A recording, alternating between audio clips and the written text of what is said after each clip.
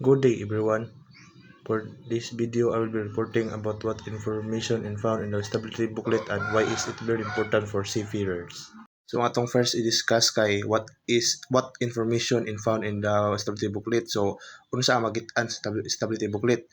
So angay niini ang hydrostatic data, kiin og JG curves or diagrams sa katig, KG limits, term tables, phase surface corrections, tank tables, shear force, ug bending moment tables ug IMO intact stability criteria. So next is why is it very important for seafarers? So ngano nga importante kayo kini alang sa mga kadite.